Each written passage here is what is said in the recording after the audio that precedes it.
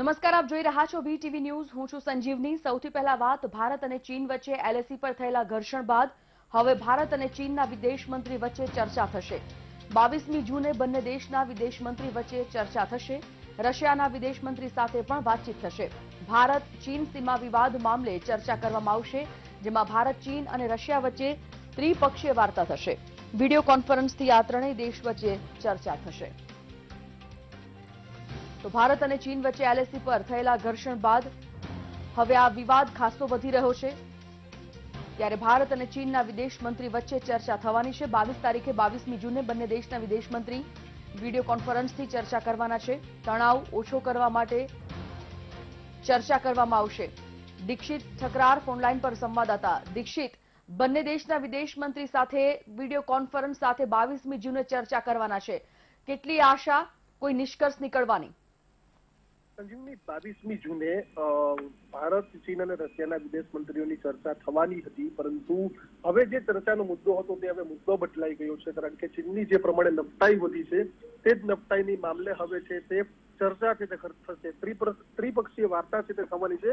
Video કોન્ફરન્સથી આ વાર્તા થશે. જોકે ભારતના વિદેશ મંત્રીએ ગઈકાલે પણ જે બેબાક જવાબ આપ્યો હતો ને હવે આગામી 22 તારીખે જયારે બેઠક થવાની છે ત્યારે રાજનાથસિંહ તૈયારીઓ કરીને જશે કે ચીનને તેની પૂરેપૂરી ભાષામાં સમજાવવામાં આવે. કારણ કે જે પ્રમાણે નફતાઈ કરવામાં આવી છે, આપણા 20થી વધુ જવાનો છે તે પ્રમાણે શહીદ થયા છે, કર્નલ આપણા શહીદ થયા છે. એટલે કે હવે આ મુદ્દો છે તે પહેલા નંબરનો મુદ્દો રહેશે અને મુખ્ય ચર્ચા છે તે ચીને જે પ્રકારની નફતાઈ કરી છે તે જ મુદ્દાને લઈને આગામી 22મી તારીખે જે ત્રિપક્ષીય બેઠક થવાની છે તે બેઠકમાં ચર્ચા થશે. ધન્યવાદ દીક્ષિત જાણકારી માટે.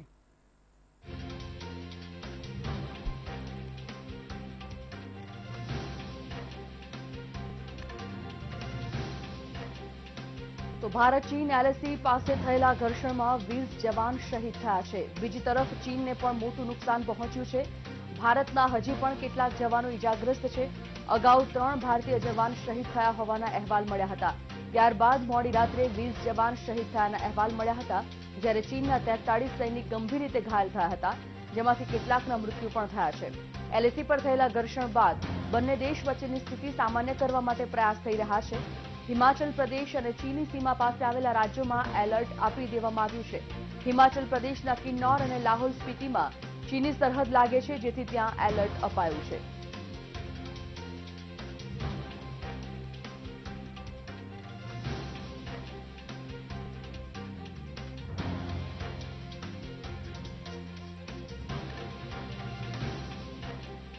ચીન વિવાદ પર કોંગ્રેસે કેન્દ્ર સરકારને સવાલ પૂછ્યા.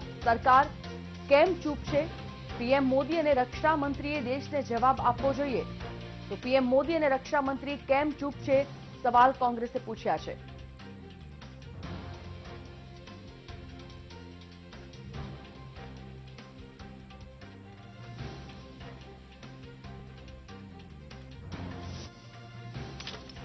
ભારત ચીનના ઘર્ષણ બાદ સંયુક્ત રાષ્ટ્રની પ્રતિક્રિયા પણ સામે આવી છે.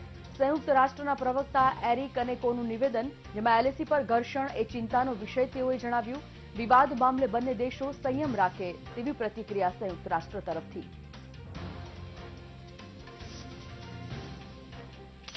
તો આ તરફ ભારત ચીન વચ્ચેના તણાવ પર અમેરિકાની નજર છે. લદ્દાખમાં થયેલા ઘર્ષણ મામલે અમેરિકાએ પ્રતિક્રિયા આપી છે. શાંતિપૂર્ણ સમાધાનનું સમર્થન કરીશું તેવી વાત અમેરિકાએ કરી. શહીદ થયેલા જવાનોના પરિવાર માટે સંવેદના પણ દાખવી. આ પહેલા અમેરિકાએ ચીન મામલે મધ્યસ્થતાની તૈયારી બતાવી હતી, જોકે ભારતે અમેરિકાની મધ્યસ્થતાનો ઇનકાર કર્યો હતો.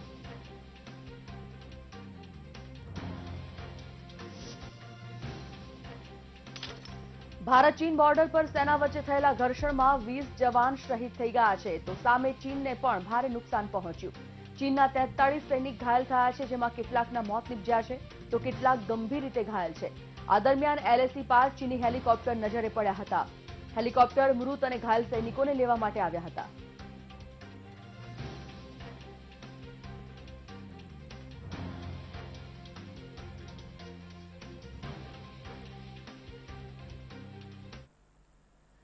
ભારતીય સંરક્ષણ નિષ્ણાંતોએ ચીનની શાબ્દિક ધોલાઈ કરી.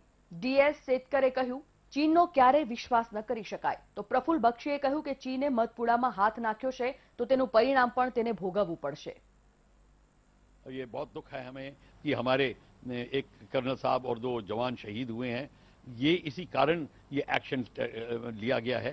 तो जो हमारे जो सैनिकों में पंजाब रेजिमेंट में अत्यंत रोष है, उस there no doubt about it, तभी उनके 11 घायल हुए हैं और 5 मारे गए हैं, और अभी भी बैलेंस चेंज हो जाएगा। वो पता नहीं क्या होगा।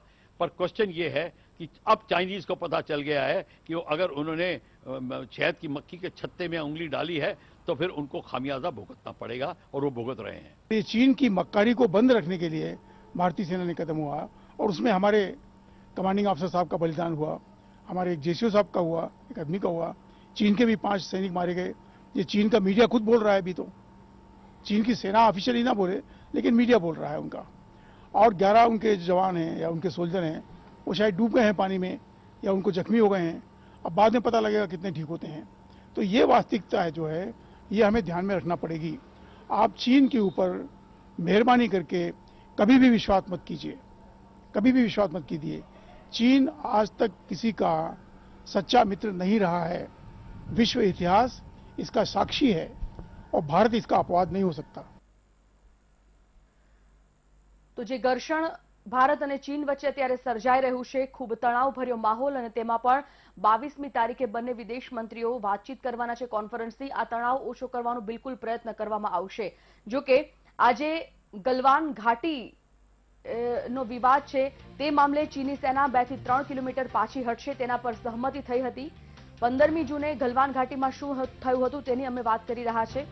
15મી જૂને ચીની સેના પરત LAC થી ન ફરી 16 બિહારી રેજિમેન્ટના કમાન્ડિંગ ઓફિસર કર્નલ સંતોષ બાબુ વાતચીત કરવા માટે ગયા હતા। કર્નલ સંતોષ બાબુએ ચીની સેનાને તેમની સીમામાં પાછા જતા રહેવા માટે કહ્યું હતું। જો કે આ દરમિયાન ચીની સેનાએ કર્નલ સંતોષ બાબુ પર હુમલો કર્યો હતો। આપને જણાવી દઈએ કે ચીની સેનાએ દંડા, પથ્થર અને તીક્ષ્ણ વસ્તુઓ વડે ભારતીય સૈન્ય પર હુમલો કર્યો હતો, કર્નલ પર હુમલો કર્યો હતો, અને આ હુમલામાં કર્નલ સંતોષ બાબુ, હવાલદાર પાલાની અને સિપાહી કુંદન ઝા શહીદ થયા હતા। ગલવાન ઘાટીમાં પેટ્રોલિંગ પોઈન્ટ 14 નજીક આ ઘર્ષણ સર્જાયું હતું। બપોરે 4 વાગ્યાથી રાત્રે 8 વાગ્યા સુધી બંને સેના વચ્ચે ઘર્ષણ ચાલુ રહ્યું હતું। ભારતીય સેનાએ જવાબી કાર્યવાહી કરી તો ચીન આર્મીની બીજી ટીમ પણ ત્યાં આવી પહોંચી હતી। ભારતીય સેનાની ટીમો પણ પહોંચી, જો કે ચીનના 800 સૈનિક ત્યાં પહોંચી ગયા હતા। ત્યારે પહાડના એક ભાગ પર મોટી સંખ્યામાં સૈનિક આવી જતા એ ભાગ તૂટીને નદીમાં પડ્યો હતો। પહાડનો ભાગ તૂટી જતા ચીનના 40 થી 50 જવાન નદીમાં પડ્યા હતા। ભારતના પણ 17 જવાન નદીમાં પડ્યા હતા। 15મી જૂને ગલવાન ઘાટીમાં આ બધી જ ઘટના ઘાયલ સૈનિકોના થીજવી દેતી ઠંડીના કારણે પણ મૃત્યુ થયા। તો સાથે 6ઠી જૂને ભારત ચીન વચ્ચે લેફ્ટિનન્ટ જનરલ લેવલની વાતચીત થઈ, અને ત્યારબાદ 15 જૂને ગલવાન ઘાટીમાં આ તમામ ઘટના ઘટી।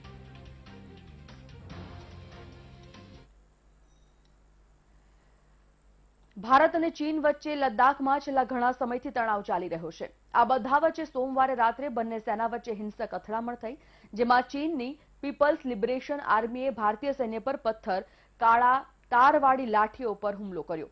પરસ્પર ફાયરિંગ વગર થયેલા આ હુમલામાં બંને પક્ષે લોહિયાળ ખુવારી છે, અને બંને પક્ષે કેટલાક જવાન પણ ઇજાગ્રસ્ત થયા, શહીદ થયા। ત્યારે આપને સવાલ થતો હશે કે ભારત અને ચીનની સેના વચ્ચે ફાયરિંગના બદલે લાઠીઓ અને પથ્થરોની અથડામણ કેમ થતી હશે?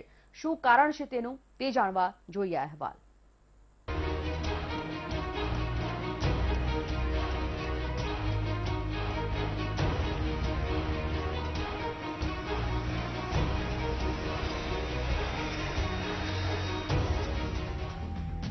ભારત અને ચીન વચ્ચે લદ્દાખમાં છેલ્લા ઘણા સમયથી તણાવ ચાલી રહ્યો છે।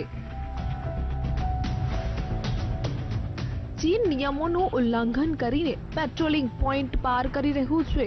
છેલ્લા 2 માસથી ચીનના આ વલણનો ભારત વિરોધ કરી રહ્યું છે, અને ભારતે પણ સરહદ પર ચીન બરાબર જ સૈનિકો ઊભા કરી દીધા છે, જેના કારણે ચીનની આર્મી કેટલાક પેટ્રોલિંગ પોઈન્ટ પરથી પાછળ હટી ગઈ હતી, પરંતુ LAC પાસે ગલવાન ઘાટીમાં આક્રમક વલણ દાખવી રહી છે। આ બધાની વચ્ચે સોમવારે રાત્રે બંને સેનાની વચ્ચે હિંસક અથડામણ થઈ, જેમાં ચીનની પીપલ્સ લિબરેશન આર્મીએ ભારતીય સૈન્ય પર પથ્થર, કાંટાળા તારવાળી લાઠીઓની વડે હુમલો કર્યો. પરસ્પર ફાયરિંગ વગર થયેલા આ હુમલામાં બંને પક્ષે લોહિયાળ ખુવારી થઈ છે અને બંને પક્ષે કેટલાક જવાનો શહીદ પણ થયા છે. मुझे लगता है कि ये वार्ता का बहाना करते करते चीन की इच्छा थोड़ा और अंदर आने की थी. जहां ये कल इंसिडेंट हुआ है, रात को हुआ है. ये रात को कौन सी वार्ता होती है? कहां पर बात करते हैं? रात को 1:30 बजे कोई बात करता है क्या? रात को बात करने का तरीका ही दूसरा होता है. और मुझे लगता है, हो सकता है मैं गलत हूं, कि चीन की ये कोशिश चल रही थी कि रात के अंधेरे का फायदा लेके वो और भी भारतीय भूमि में आ जाए. और इस बात की जानकारी या इस बात की भनक जब भारतीय सेना को लगी, उनने उनका वहां मुकाबला किया और इसलिए झगड़ा हुआ है. ये पूर्ण नियोजित नहीं था, मुझे नहीं लगता है, पर ये चीन की मक्कारी को बंद रखने के लिए भारतीय सेना ने कदम हुआ और उसमें हमारे कमांडिंग ऑफिसर साहब का बलिदान हुआ, हमारे एक जेसीओ साहब का हुआ, एक आदमी का हुआ. એક તરફ સરહદે પ્રવર્તી તંગદિલીને શાંત પાડવા માટે બંને દેશોની વચ્ચે સૈન્ય અધિકારી સ્તરની શાંતિ વાર્તા ચાલી રહી હતી. બરાબર તેવા જ સમયે બંને દેશના સૈન્યની વચ્ચે લાઠીઓ અને પથ્થરોથી થયેલી અથડામણથી શાંતિ વાર્તામાં અડચણ ઊભી થઈ છે. જો કે આ અહેવાલ સાંભળીને તમારા દિમાગમાંથી સૌથી પહેલા એ સવાલ ઘુમરાતો હશે કે ભારતીય અને ચીની સૈનિકો વચ્ચે ફાયરિંગના બદલે લાઠીઓથી કેમ અથડામણ સર્જાઈ હશે? ભારત પાકિસ્તાનના સૈનિકોની જેમ સામસામો ગોળીબાર કેમ નહીં થતો હોય?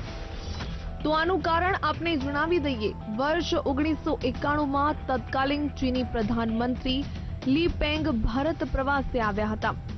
તે વખતે ભારતમાં પીવી નરસિમ્હા પ્રધાનમંત્રી હતા.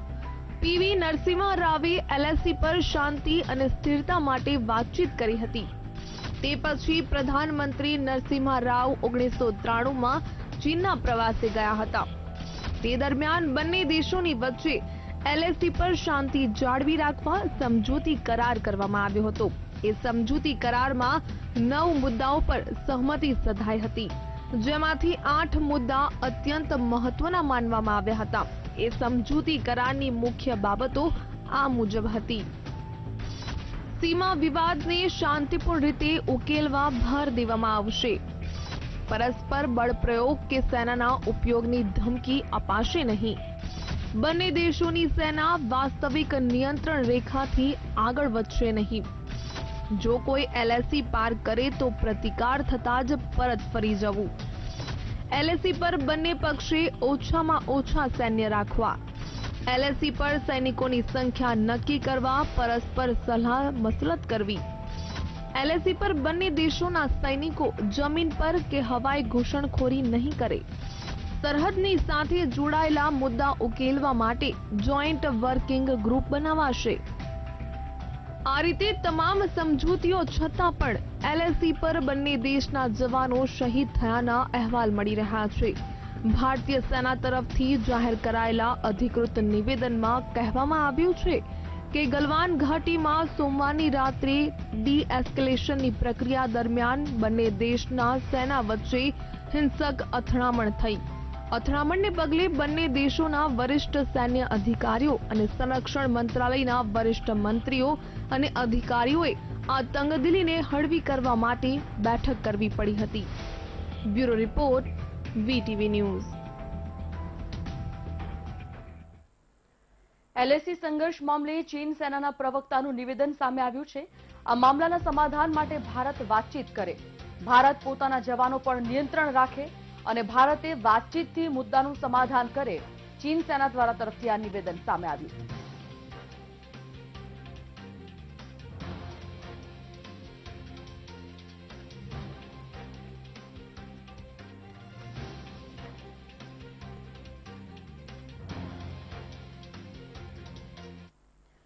ભારત ચીન વચ્ચે ગલવાન ઘાટીમાં ઘર્ષણ થયું છે, જેને લઈને રક્ષા વિશેષજ્ઞોનું કહેવું છે કે સમગ્ર વિશ્વની આના પર નજર છે. પરંતુ ચીનને કેટલીક એવી હરકત કરી છે તેનો જવાબ આપવો પડશે અને ચીને ભારતની જમીન પરથી પાછા જવું પડશે. भारत और चीन के बीच में जो स्टैंड ऑफ चल रहा है, ये सिर्फ भारत के लिए ही या चीन के लिए ही इम्पोर्टेंट नहीं है. पूरे विश्व की नजर इसके ऊपर है यूनाइटेड नेशन के सिक्योरिटी जनरल ने भी अभी मैसेज दिया है कि भाई दोनों साइड को रेस्ट्रेंट करना चाहिए ताकि और ज़्यादा लड़ाई की हालत ना पहुंचे। दोनों न्यूक्लियर पावर हैं, लेकिन सवाल इस चीज़ का है कि चीन ने कई ऐसी बचकाना हरकत की है जिसका जवाब तो उन्हें देना पड़ेगा और उनको भारत की जमीन से वापस जाना ही पड़ेगा, जहां पर अगर जो उनके परसेप्शन के मुताबिक और हमारे परसेप्शन के मुताबिक जो हमारी जमीन है, ये परसेप्शंस दोनों अलग हैं, वो बात अलग है, लेकिन जहां वो नहीं थे और अब वो वहां हैं, चाहे वो जमीन किसी की भी है, वहां से उन्हें वापस जाना ही पड़ेगा। बहुत ही दुखद घटना है ये कि गलवान वैली के अंदर कुछ हमारे जवान जो और एक कमांडिंग ऑफिसर 16 बिहार के वो शहीद हुए हैं।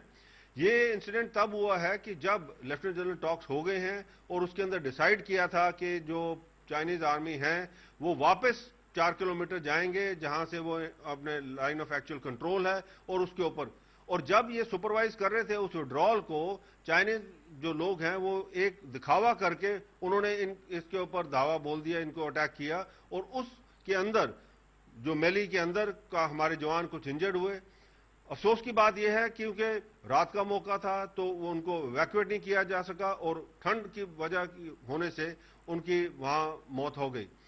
अब ये जो चीज है ये हमारे फौज को और गवर्नमेंट ऑफ इंडिया को देखना है कि हमें किस तरीके से चाइना की जो फौज है उसको वापस LAC के ऊपर धकेलना है और उनको दिखाना है कि ये जो है हिंदुस्तान के इलाके में आ गए हैं और ये हमें कभी भी ये मंजूर नहीं रहेगा। LAC પર ચીન સાથે ઘર્ષણમાં ભારતના 20 જવાનો શહીદ થયા છે। લદ્દાખની ગલવાન ઘાટીમાં સૈનિકો સાથે ઝડપ થઈ। સૂત્રોના જણાવ્યા અનુસાર 43 જેટલા સૈનિકો ગંભીર રીતે ઘાયલ થયા છે। દેશના વીર જવાનોની શહીદી પર સમગ્ર દેશ દુઃખી છે। બોલિવૂડ સુપરસ્ટાર અમિતાભ બચ્ચને જવાનોના બલિદાનને યાદ કરતા ટ્વીટ કર્યું છે। અમિતાભ બચ્ચને ટ્વીટ કરતા કહ્યું કે તેમણે આપણા દેશની રક્ષા માટે પોતાના જીવનનું બલિદાન આપ્યું। આપણને સુરક્ષિત રાખવા માટે જવાનોએ બલિદાન આપ્યું છે। ભારતીય સેનાના જવાનો અને અધિકારીઓને સલામ છે।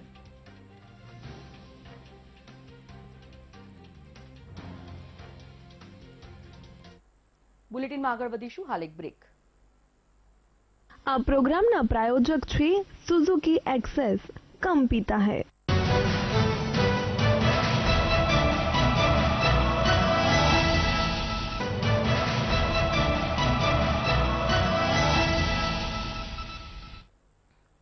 સતત 12 દિવસથી પેટ્રોલ ડીઝલના ભાવમાં વધારો થઈ રહ્યો છે। ફરી એકવાર પેટ્રોલ ડીઝલના ભાવ વધ્યા છે। પેટ્રોલમાં 55 પૈસાનો વધારો થયો, જ્યારે ડીઝલના ભાવ 69 પૈસા વધ્યા છે। અમદાવાદમાં પેટ્રોલ 74.87 અને ડીઝલ 73.26 રૂપિયે વેચાઈ રહ્યું છે, તો અમદાવાદમાં પેટ્રોલમાં 53 અને ડીઝલમાં 58 પૈસાનો વધારો થયો।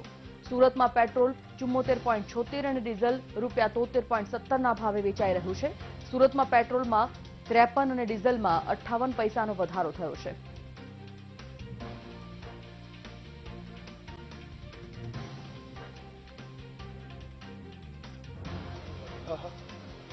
પેટ્રોલ ડીઝલમાં સતત ભાવ વધારો છે તે થઈ રહ્યો છે। આજે પણ પેટ્રોલ અને ડીઝલ બંનેના ભાવમાં છે તે વધારો છે તે થયો છે, એટલે કે મહત્વની વાત છે કે રોજ પેટ્રોલ અને ડીઝલના ભાવ વધી રહ્યા છે। સતત 11 દિવસથી પેટ્રોલ ડીઝલના ભાવ છે તેમાં વધારો થઈ રહ્યો છે।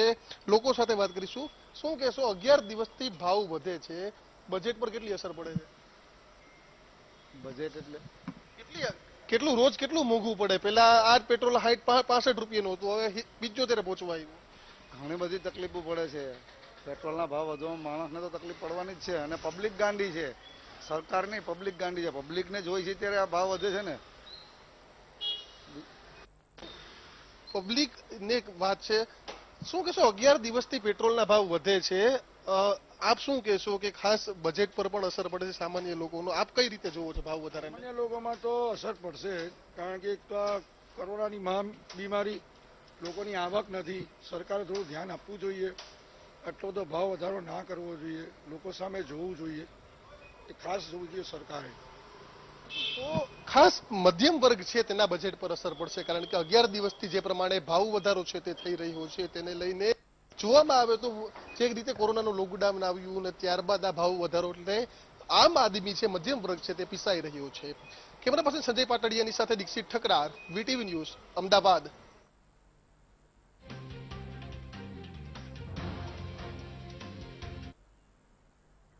આ સાથે જ બુલેટિનમાં વધુ એક બ્રેક.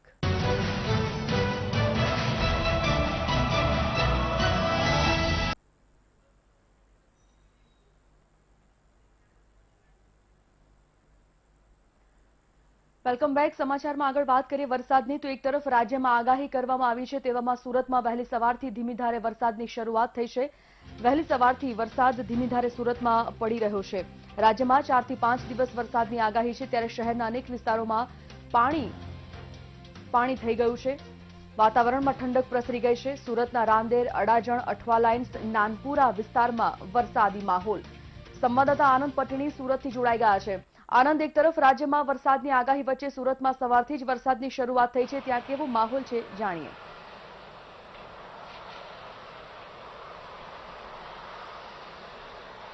જી સંજીવની, જે પ્રકારે રાજ્યમાં વરસાદની આગાહી કરવામાં આવી છે અને ખાસ કરીને આજે સુરતની અંદર સવારથી જ જે છે ધીમી ધારે વરસાદની શરૂઆત થઈ ચૂકી છે. સવારથી વરસાદ વરસતાની સાથે છેલ્લા 2 દિવસથી જે અસહ્ય બફારો હતો શહેરમાં, તેમાંથી લોકોને ક્યાંક રાહત મળી છે. લોકોમાં ઠંડકનો અનુભવ કરી રહ્યા છે અને ખાસ કરીને જે વાહન ચાલકો છે, 2 વ્હીલર પર જતા વાહન ચાલકોએ રેનકોટનો ઉપયોગ કરવો પડી રહ્યો છે. લોકોમાં જે છે એક શાંતિનો માહોલ દેખાઈ રહ્યો છે. વરસાદની જે કાગડોળે રાહ જોવાઈ રહી હતી સુરત શહેરની અંદર, એ વરસાદી માહોલ હવે ધીમે ધીમે જામી રહ્યો છે એવું લાગી રહ્યું છે. ખાસ કરીને જે સવારથી છે વાદળછાયા વાતાવરણની વચ્ચે જે છે વરસાદની શરૂઆત થઈ ચૂકી છે. શહેરના અલગ અલગ વિસ્તારોની અંદર સવારથી જ વરસાદ પડી રહ્યો છે. વાત કરવામાં આવે તો અડાજણ, રાંદેર, નાનપુરા, ચોક, ભાગળ સહિત પર્વત પાટિયા, વરાછા તમામ વિસ્તારોની અંદર જે છે ધીમી ધારે વરસાદની શરૂઆત થઈ ચૂકી છે અને હાલ જે ધીમો ધીમો વરસાદ વરસી રહ્યો છે તેને પગલે લોકોમાં એક રાહતનો શ્વાસ લીધો છે. ખાસ કરીને ખેડૂતો પણ વરસાદની રાહ જોઈ રહ્યા હતા અને હવે જે પ્રકારે માહોલ જામ્યો છે અને ધીમે ધીમે જ્યારે વરસાદ વરસી રહ્યો છે ત્યારે ખેડૂતોમાં પણ એક ખુશીનો માહોલ જોવા મળી રહ્યો છે. સાથે સાથે શહેરીજનોને બફારામાંથી રાહત મળી છે, એટલે એમણે પણ ખુશીની શ્વાસ લીધો છે. જી ધન્યવાદ જાણકારી માટે આનંદ. તો રાજ્યમાં હવામાન વિભાગની આગાહી વચ્ચે સુરતમાં વહેલી સવારથી વરસાદનું આગમન. શહેરના અનેક વિસ્તારમાં ધીમી ધારે વરસાદ વરસી રહ્યો છે. રાંદેર, અડાજણ, અઠવા લાઇન્સ, નાનપુરામાં વરસાદ પડી રહ્યો છે. તો ભાગળ, પર્વત પાટિયા, ઉધના વિસ્તારમાં પણ વરસાદ પડ્યો છે.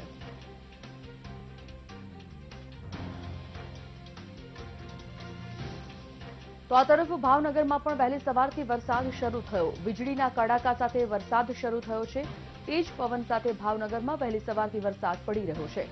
અનેક એવા વિસ્તારો છે જ્યાં પાણી રસ્તાઓ પર ભરાઈ ગયું છે. વીજળીના કડાકા સાથે ભાવનગરમાં વહેલી સવારથી જ વરસાદનું આગમન થયું છે. રાજ્યમાં હવામાન વિભાગે 4 થી 5 દિવસ વરસાદની આગાહી કરી છે, ત્યારે ભાવનગરના અનેક વિસ્તારોમાં, અનેક સોસાયટીઝમાં પણ પાણી ભરાઈ ગયું છે. તો તેજ પવન, વીજળીના કડાકા સાથે ધોધમાર વરસાદ ભાવનગરમાં વહેલી સવારથી પડી રહ્યો છે.